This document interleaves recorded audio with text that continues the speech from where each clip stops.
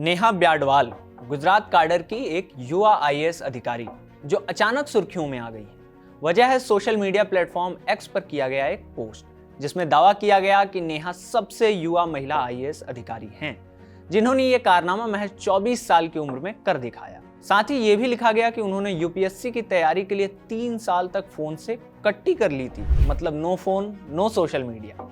Post आते ही repost और कमेंट की बौछार शुरू हो गई। पहले तो लोगों ने एक्स पर ही फैक्ट दुरुस्त कर दिया कि नेहा आईएएस जरूर बनी है, लेकिन वो यंगेस्ट महिला नहीं है। इसके बाद बहस इस बात पर शुरू हो गई कि ये 3 साल फोन ना यूज करने वाली बात कितनी सही है और क्या ये यूपीएससी प्रेप कल्ट बनता जा रहा है। उसी सोशल मीडिया पर फिर उन अधिकारियों के भी रील्स दिखते हैं जिनमें वो सिंघम और दबंग फिल्म के चुलबुल पांडे हुए जाते हैं। इस वीडियो में यूपीएससी की तैयारी को लेकर एक कल्ट माहौल जो बन चुका है उसकी बात करेंगे। ये भी समझेंगे कि आईएएस आईपीएस अधिकारी बनने के बाद ये अपने काम से ज्यादा यूपीएससी की तैयारी और उसके संघर्ष पर ही ज्यादातर बातें क्यों करते हैं। हमने एक यूपीएससी एस्पिरेंट और एक आईआरएस अधिकारी से भी बात की और इन सवालों को समझने की कोशिश की है। नमस्ते, मेरा नाम आकाश है और आप देख रहे हैं खबरगांव। सबसे पहले बात नेहा ब्याडवाल की कर लेते हैं। नेहा की पोस्टिंग फिलहाल गुजरात में है। वो भरूच की अतिरिक्त सहायक कलेक्टर हैं। 26 मई 2025 को उनकी पोस्टिंग इस पद पर हुई। नेहा मूलतः राजस्थान के जयपुर से आती हैं। इकोनॉमिक टाइम्स की एक रिपोर्ट के मुताबिक उनके पिता श्रवण कुमार आयकर विभाग में अधिकारी हैं। जो स्टॉक्स में उनका एक मोटिवेशनल लेक्चर मिलता है जिसे 13 सितंबर 2024 को अपलोड किया गया था। इस लेक्चर में नेहा बताती हैं कि उनके पिता ने एक दिन उन्हें अपने पास बिठाया, दीवार पर टंगी एक तस्वीर दिखाई। तस्वीर किस चीज की थी उन्हें भी समझ नहीं आया, लेकिन वो अंदाजा लगाती हैं कि वो तस्वीर किसी कूड़े के पहाड़ जैसा था। उसे ही दिखाकर नेहा के पिता ने कहा कि तुम्हें उसकी चोटी तक पहुंचना है। वहां पहुंचने के 2 तरीके हैं, एक तो ये कि मैं तुम्हें रास्ता दिखाऊं, दूसरा ये कि तुम खुद रास्ता तलाशो। फाइनली नेहा अपने पिता के दिखाए रास्ते पर बढ़ी, यानी यूपीएससी की तैयारी में जुट गई। फर्स्ट अटेम्प्ट दिया, प्री एग्जाम में ही फेल हो गई। सेकंड अटेम्प्ट में फिर फेल, लेकिन इस बार 2 नंबर ही कम थे। तीसरा प्रयास प्री पास हो गई, फंस गया मेंस। 8 नंबर कम थे, इसलिए सिलेक्शन नहीं हुआ। चौथी बार फिर परीक्षा में बैठी, pre pass, mains clear, interview भी क्रैक हो गया। ये 2023 में हुए सिविल सेवा परीक्षा की बात है। 2024 में रिजल्ट घोषित हुआ जिसमें नेहा ब्याडवाल का ऑल इंडिया रैंक 569 था। उन्हें आईएएस मिला। कई लोगों ने सोशल मीडिया पर इस हवाले से भी सवाल उठाया कि इस रैंक पर आईएएस कैसे मिल सकता है। दरअसल नेहा अनुसूचित जनजाति यानी एसटी कम्युनिटी से आती हैं। यूपीएससी में एसटी कम्युनिटी के एस्पिरेंट्स को 7.5% रिजर्वेशन मिलता है। ऐसे में एसटी कम्युनिटी से आने वाले अभ्यर्थी 500 से 600 रैंक के आसपास तक हों तब भी आईएएस मिलने की संभावना रहती है। खैर, रिजल्ट आने के बाद उन्होंने कई इंटरव्यूज दिए हैं। विकास दिव्यकीर्ति के दृष्टि आईएएस कोचिंग में भी उन्होंने एक लेक्चर दिया। अपने इंटरव्यूज में वो घर वालों के सपोर्ट की बात करती हैं, अपने संघर्ष की बात करती हैं, डिस्ट्रैक्शन की बात करती हैं, लेकिन 3 साल तक फोन यूज नहीं किया ये बात कहीं कहती हुई नहीं दिखती है। कम से कम हमें तो नहीं मिला उनके किसी इंटरव्यूज में। तो ये फोन वाली बात आई कहां से सोशल मीडिया पर, ये पता नहीं। दरअसल ज्यादातर न्यूज वेबसाइट्स ने बगैर किसी रेफरेंस के ही ये बात लिखी है कि नेहा 3 साल तक फोन से दूर थी, लेकिन इन रिपोर्ट्स में नेहा को कहीं भी कोट नहीं किया गया है। ऐसे में एक सवाल ये भी उठने लगा है कि कहीं ये पीआर एक्सरसाइज तो नहीं है। एक्स पर ही कुछ यूजर्स ने ये सवाल उठाए हैं। फिल्म डायरेक्टर विधु विनोद चोपड़ा ने हाल ही में एक फिल्म बनाई थी 12th fail. IPS Manoj Sharma की कहानी है। विक्रांत मैसी ने मनोज शर्मा का किरदार निभाया था। अगर 12th फेल आपने देखी है तो ये बात समझ पाए होंगे कि केंद्र में मनोज का अधिकारी बन जाना नहीं है, बल्कि वो गुप्त अंधेरा कमरा है जिसमें आटे चक्की की मशीन चल रही है, जिसमें वायुमंडल के कणों से ज्यादा आटे का धुआं उड़ रहा है। केंद्र में वो लाइब्रेरी भी है जहां नौकरी करते हुए मनोज पढ़ाई करता है। वो सारी मुश्किलें हैं जिनसे मनोज गुजरता है। याद कीजिए अंतिम सीन, जब श्रद्धा रिजल्ट देखती है उसके चेहरे का भाव बताता है कि हीरो ने इस बार यूपीएससी में हीरोबाजी कर दी है। मनोज घुटने के बल बैठ जाता है। वो देखते हुए भी एक दर्शक के तौर पर दिमाग में वही संघर्ष का रील दौड़ता है जिससे होकर मनोज गुजर रहा होता है। फिल्म खत्म होती है, लोग बाग बाहर निकलते हैं, अपने अपने घर जाते हैं। फोन पर यूट्यूब खोलते हैं तो पता चलता है कि यूट्यूब के एल्गोरिदम ने असली वाले मनोज का इंटरव्यू रिकमेंड कर दिया है। मेरे साथ यही हुआ था।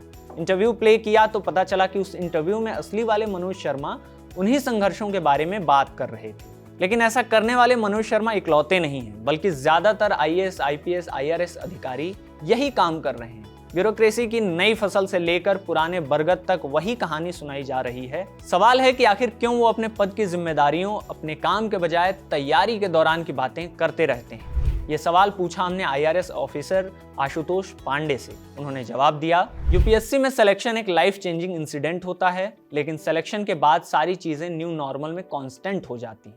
वो भी एक जॉब ही होता है। उस दौरान जो चीजें होती हैं वो एक पर्टिकुलर जॉब के तहत आती हैं, जिससे हर किसी का संबंध नहीं है। लेकिन परीक्षा और उसकी तैयारी एक कॉमन कॉन्सेप्ट है जिससे हर कोई जुड़ाव महसूस करता है। इसके अलावा हर साल लाखों बच्चे यूपीएससी की परीक्षा देते हैं। वो लोग ये जानना चाहते हैं कि तैयारी कैसे की जाए, एंट्री बैरियर को पार कैसे किया जाए, सिलेक्शन का प्रोसेस क्या होता है। बेसिकली वो जानना चाहते हैं कि किसी शख्स ने ये परीक्षा कैसे पास की है। आशुतोष ये भी कहते हैं कि अधिकारी अपने पद से जुड़े काम के बारे में इसलिए कम बात करते हैं क्योंकि ये चीजें कॉन्फिडेंशियल होती हैं या फिर ऐसी होती हैं जिन्हें पब्लिक फोरम पर डिस्कस नहीं किया जाना चाहिए। एक और अधिकारी ने नाम ना मेंशन करने की शर्त पर हमसे कहा कि ये परीक्षा मुश्किल जरूर है, इसकी एक वजह यह भी है कि सीटें कम हैं और प्रतिभागी ज्यादा, जो कि किसी भी परीक्षा के साथ होता है। लेकिन इस परीक्षा के साथ एक भाव जुड़ा है, नो इट ऑल, मैं सब जानता हूं, मुझे सब आता है, क्योंकि ऐसा ही प्रचारित किया गया है कि दुनिया में जितनी चीजें हैं उन सब के बारे में प्रतिभागी पढ़ते हैं और जानते हैं। इसलिए यूपीएससी की तैयारी के बारे में बात करके बार बार इस चीज को पुख्ता किया जाता है कि देखो मुझे सब आता है। हालांकि ऐसा नहीं है। 10वीं 12वीं लेवल की किताबें, अखबार और कुछ विषयों के स्नातक स्तर की पढ़ाई ही करनी होती है। मेन चैलेंज है इस परीक्षा में कि सारी चीजें रट के याद रखनी है।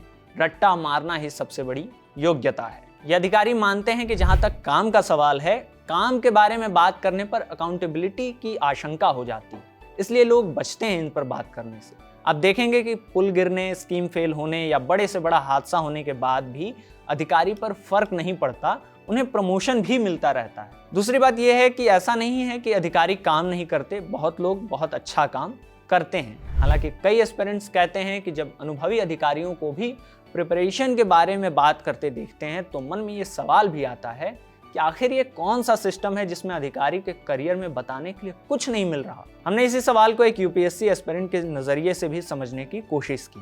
दिल्ली में रहकर सिविल सेवा परीक्षा की तैयारी कर रहे निस्वार्थ ने बातचीत के दौरान कहा, यह तैयारी मनोबल तोड़ने वाली होती है और जिस दिन रिजल्ट के PDF में नाम आता है उस दिन खुशी से ज्यादा राहत मिलती है कि अब बस, अब और नहीं पढ़ना है ये सब। लाखों बच्चे इस दौड़ में शामिल हैं। अब उनमें से कोई अफसर बन जाए तो बाकी लोग यही जानना चाहते हैं कि इसकी तैयारी कैसे होगी, कैसे क्रैक हुआ, स्ट्रेटेजी क्या थी। ये बात ठीक है कि यूपीएससी की तैयारी की कहानियां एक रोमांच पैदा करती हैं। एक रेंज दिखता है कि कोई लड़का या लड़की किस गर्त से उठकर किस चोटी तक पहुंच गया। चोटी बनाया है इस नैरेटिव ने कि यूपीएससी इस देश की सबसे मुश्किल परीक्षा है। सक्सेस रेट 0.1% से भी कम है। यही तो वजह है कि 2021 में जब रिजल्ट आया तो 3rd रैंक हासिल करने वाली गामिनी सिंह की कहानी ने खूब सुर्खियां बटोरी। BBC के लिए 30 जनवरी 2023 की अपनी स्टोरी में सौतिक विश्वास ने गामिनी की कहानी से ही यूपीएससी परीक्षा की बात शुरू की थी, जिन्होंने 2021 में ऑल इंडिया रैंक 3 हासिल किया था। रिपोर्ट में बताया गया था कि उन्होंने खुद को रिश्तेदारों से दूर कर लिया था, परिवार के किसी आयोजन में शामिल होना बंद कर दिया था, दोस्तों से दूरी बना चुकी थी, किसी छुट्टी पर नहीं जाती थी, सोशल मीडिया से बिल्कुल दूर थी और ये सब 3 साल तक चला, जैसा कि हमें नेहा ब्याडवाल वाले मामले में भी देखने को मिल रहा है, जो चीजें सोशल मीडिया पर चल रही हैं। सोशल मीडिया से लेकर फिल्म तक में ऐसी कितनी ही कहानियां हमने और आपने सुनी हैं।